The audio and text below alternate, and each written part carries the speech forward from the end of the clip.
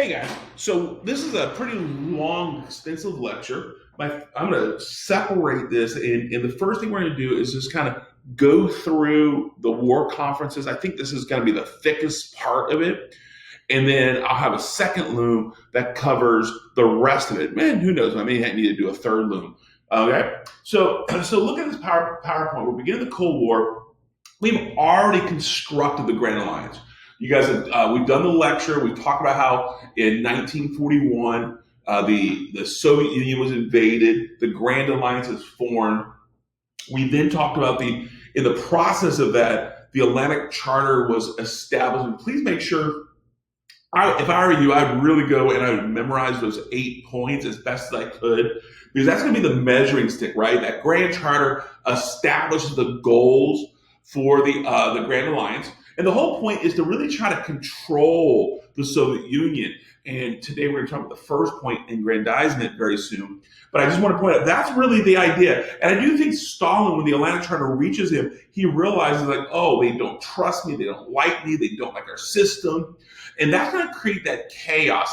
And I do hope you realize that. And then, of course, on December 7th, 1941, 41, the United States is bombed Pearl Harbor. The United States is bombed at Pearl Harbor by Japan, and then that catapults us from being non-neutral, non-belligerent into a belligerent allies, and then the Grand Alliance is truly formed.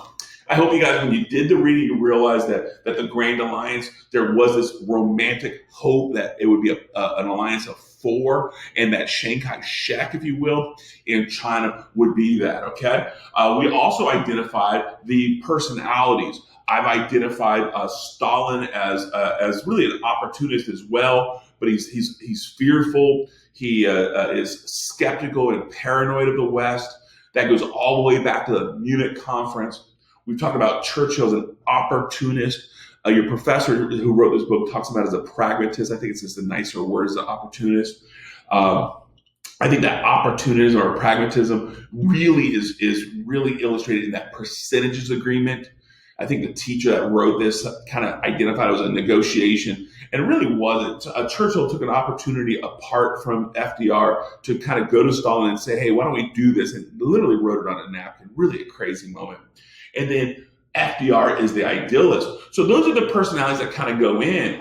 And from 1943 to 49, we're going to find that the Grand Alliance collapses into the Cold War. And why? Well, my old textbook, and I'm going to use this lecture, I do think it's nice, well organized. There's going to be these steps. Step one is going to be the wartime conferences. I've already told you this is going to be the PowerPoint that we're talking about. We're going to talk about the development of Kennan's Long Telegram and how it's going to be interpreted and applied. We're going to see Churchill's Iron Curtain speech as propaganda, if you will, for Truman to really unload his doctrine, the Truman Doctrine, and eventually the Marshall Plan. And by those second, third, fourth, and fifth steps, we're going to see a complete 180 in U.S. policy we'll talk about. And that's going to change that predictability, and that's going to spark kind of a reaction, if you will, of Stalin. We're going to look at step 6, is going to be the Red Army occupation of Eastern Europe from 45 to 47. The Red Army. The only way to remove the Red Army during this time period was a World War III, and clearly no one in the world wanted that. Then we're going to talk about Czechoslovakian coup. I was a little bit caught off guard that this textbook really undermines the significance. Czechoslovakian coup, for me as a historian, I do think this is the final step into the Cold War. I think the borders, the boundaries, if you will, of the Cold War are defined here. But the author really talks about the Berlin crisis. I, as an historian, see the Berlin crisis as the first real conflict where we see the U.S. and Soviet Union on not the brink of war, but clearly heading towards that path. And by 1948 into 49, the outcome, the Cold War clearly is happening. So that's going to be the overall lecture. Let's jump in now with the wartime conferences. In 43 to 45, we see these wartime conferences. And again, this is going to be the P1 that you can kind of latch onto. Those ideological differences, really, you might even want to cross out the personality conflicts. I do think that's even truer. But that paranoia and conflicting economic interests, I think all of that's true. I love that P1 for the wartime conferences. So make sure you do inscribe that in your notes. And let's look at the Turan Conference. To a certain degree, I disagree your author here, where really kind of says it's not that important, right? I do think the author says the Turan's the least important. Not untrue, right? Not untrue, but the Turan Conference is really the threshold, right? You guys in your power maps, you saw the Casablanca conference, you see the Cairo conference, you see kind of this evolution of this unconditional surrender developing. You see this beginnings of this. What is the war going to kind of look at? Well, the Turan conference is the first face-to-face meeting of the big three. And I love this photograph. I really think the photograph really illustrates this. You see Stalin, this victorious Stalin coming out of Stalingrad. He realized at this moment that the Soviet Union basically has won this war, at least on the Eastern Front. And I do think at the outcome of Stalingrad, I think there's some validity to that. Stalin also realizes that FDR is in desperate need of Stalin and the Soviets' engagement in Japan. So he really feels like he has leverage here. And Churchill, on the other side, growing more and more frustrated with FDR's idealism. FDR believes that he can work with Stalin, as he calls him Uncle Joe. So again, I just think there's some stuff here that the teacher here that writes this book doesn't get into. I do think it's important that the book does talk about that Stalin is frustrated with that lack of a second front. This is that infamous Balkan strategy. It's the Balkan strategy where Churchill is attempting to kind of get into the Balkan Peninsula, let Nazis and Soviets fight it out directly, and then the outcome, whoever is the winner, the Soviets, that the U.S. and the British can have victory. So that's going to be the root of paranoia. I don't know if that's really paranoia, if it's really true. FDR clearly doesn't think that's true. FDR is still talking about that policy of the four policemen that I think you should have in your power map. I want to point out Germany is going to be point of contention. Stalin and the other two had conflicting ideas. Stalin wanted to decimate Germany, never for Germany to rise up again, because, again, Germany had invaded the Soviet Union twice in the 20th century, so there's a sense of fear. Where the other two, maybe, especially Churchill, he actually kind of sees that Germany, if they could get rid of the Nazism, maybe they could create a Germany that is a buffer state, if you will, from evil communism.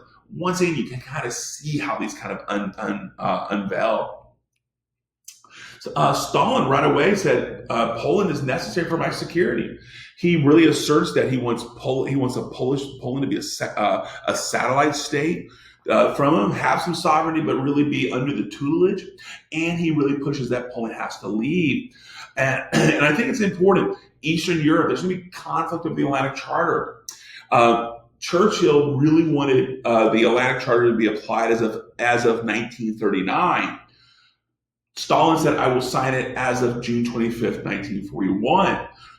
And again, you might say 2 years, not that big of a deal. But from 1939 to 1941, the Soviets have seized land from Finland, conquered the 3 Baltic states, and took a significant part of Poland.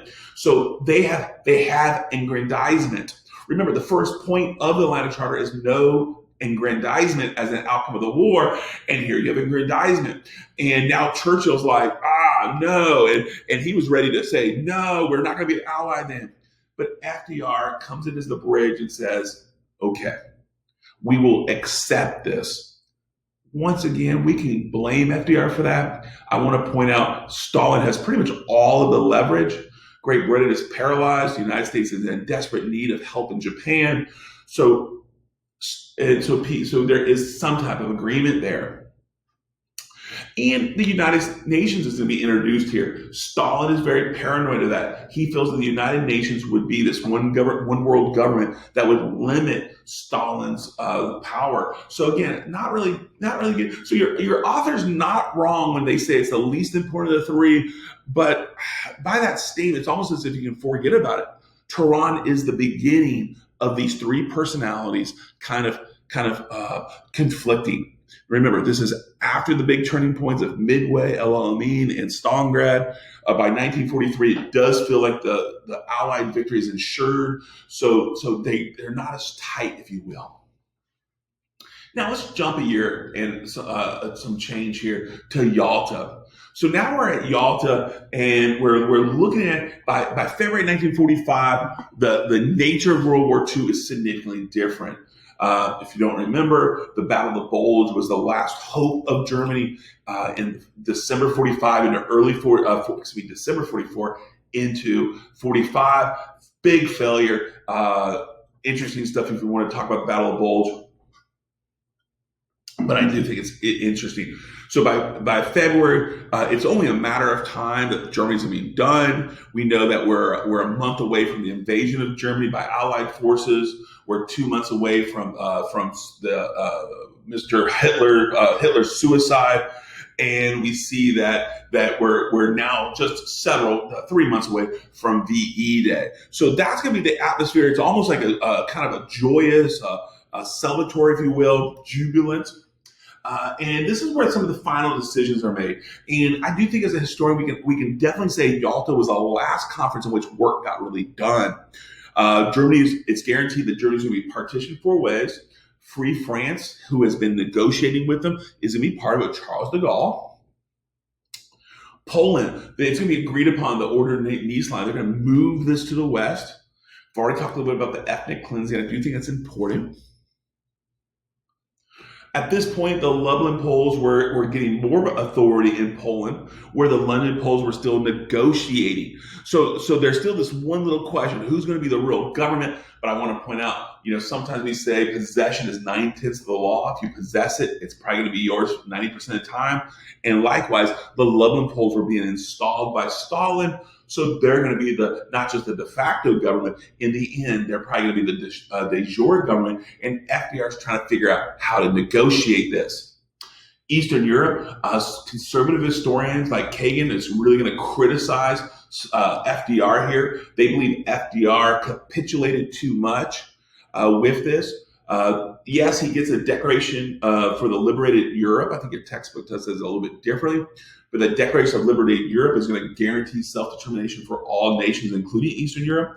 But Stalin does put a little contingent on that says the Soviet Union would oversee the elections, which ultimately is going to guarantee that Eastern Europe is going to be a sphere of influence for the Soviet Union. So there are some historians that believe FDR absolutely capitulated. I think it's unfair. I do think it's unfair. I realize at this moment there's 2 things that really give Stalin leverage. Number one, probably the most important: the Red Army is entrenched there. The only way to remove the Soviet influence is by war. We're done with war with Japan. We're going to be done with war with Germany. We do not want a 3rd World War. So that probably is the most important. But then you can also discuss the idea that in reality, it's really about Japan.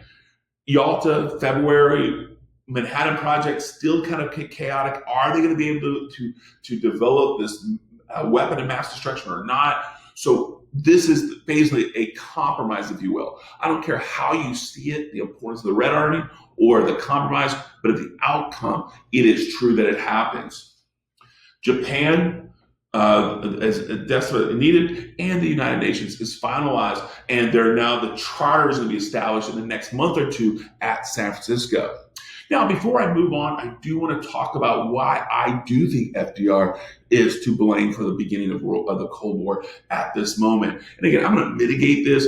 As a historian, I do blame Stalin 100%. Stalin's policies of the Red Army, Stalin's policies of the Stalinists, we call them the salami tactics, if you will, which I'll talk about later. These were the things that created a need, if you will, for the Cold War. So we'll talk about it later. But at this moment, FDR is at fault here because he does not include Truman in any of the nuances in the negotiations. Truman when Truman becomes president in 2 months, he's only going to have access to notes. He doesn't have the nuances. He doesn't have an understanding. Truman doesn't even doesn't know anything about the Manhattan Project at this point. FDR at Yalta is working only 2 hours a day. He's exhausted. He's near death. And for some reason, he doesn't want to recognize this. So instead of thinking about maybe his legacy, how he can fix things, how he can create pathways that outlast him, He believes that he's going to be able to be the leader of this new world order. And upon his death, this is going to give a very, very inexperienced President Truman, and Stalin is going to seize the opportunity to really dominate. Since Stalin is the only one here with the experiences, we're going to see how that kind of defines it. At Potsdam, you already have your notes. You know there's an election in Great Britain. The Labour Party rises up. Attlee gets power. This is Attlee. He's just happy to be there. Truman, Stalin. So there's no Churchill. There's no FDR. And Truman is an ideologue. He believes devoutly that self-determination is the only way to achieve stability. And he comes into Potsdam very frustrated. He's frustrated over the German aspect, as the partitions are already done. Stalin has not only occupied his quarter of Eastern Germany, he's also been forcing reparations out of Germany. And actually, they force them out in factories. They're basically stealing German factories brick by brick. So Truman really sees this as a violation of the agreements of Yalta, which in fact they are. So he's frustrated. Poland. Truman, as an ideologue, is even more frustrated. At this point, the Lublin Poles were secure in the power. London Poles were on the outside looking in. Poland is in fact going to become a Soviet satellite. And despite it being identified in writing at Potsdam that Poland would have self-determination, in fact, Stalin denies that. Eastern Europe, clearly at this moment, was already done deal. Despite the declaration of liberated Europe, we see that Stalin is utilizing his tactics to secure a sphere of influence, and there's nothing Truman can do about it. It is here we see that your textbook does a good job. Truman is caught off guard when he's on the plane about this whole thing called the Manhattan Project. What is that, said the president, who's been president for over a month by this time. Totally crazy. We know that Stalin had spies, so he knew what was happening. And here what we see. Truman says, thank you, but no thank you. We do not need your help any longer. We have the Japan thing handled. Stalin looks at him and goes, well, why don't you need us anymore? Stalin, knowing the answer, asked Truman, and Truman refused to discuss the details of the Manhattan Project. And you might say, well, these are American secrets. I get it, but this is the Grand Alliance. These three countries were supposed to be brothers, if you will, in the fight against Nazism. And at the outcome of this war, we begin to see, with Truman's personality as an ideologue, not trusting Stalin, completely collapsing.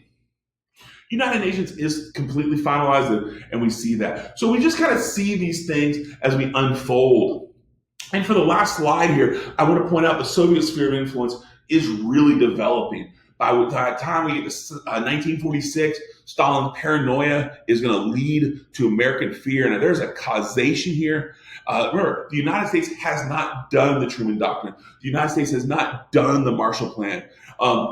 The United States did cancel Lend-Lease. That creates some fear. Maybe that's the issue. But I want to point out this is a causation. Stalin, Eastern Europe, not only are they going to be denied their elections, Stalin is going to use the Red Army to purge the governments of non-communists. So anybody who's a non-communist in these countries will be excluded from power and sent to prison, political prisoner camp. We're going to find out that he's going to use these things called salami tactics, which basically cuts the salami into pieces until he can find his dictator. And these little Stalins, if you will be found in Romania, Bulgaria, and even Poland. And these guys are going to be staunchly supporters of Stalin. We see that Greece and Turkey, there were communist cells there who were organizing revolution. Greece and Turkey had been devastated by World War II, and in the ashes of World War II, we now begin to see this development that there's a real threat. And again, we see that the British are really collapsing by that time, and that Greece and Turkey are in peril. Out of the ashes of World War II, we begin to see the official French and Italian Communist parties begin to get support with their elected. You might say, well, Watts, what does that mean? Well, with France being completely devastated from the German invasion to the Allied invasion, they don't have the resources or infrastructure to really support their population. Same as Italy. So therefore, people begin to think if democracy and capitalism can't help us today, maybe communism can. And there is this growing concept, right? And here what we see a wonderful American political cartoon that demonstrates this idea that Stalin is asserting his sphere of influence. And again, this political cartoon is before the infamous Iron Curtain speech. And we see the Iron Curtain is clearly already drawn. We see Stalin reaching here, and he's reaching out to France and Sweden. This political cartoon was basically challenging the Americans to think about what happens if we do not engage in Western Europe. What can Western Europe turn into? And if Western Europe turns into communism, what does that leave for the United States?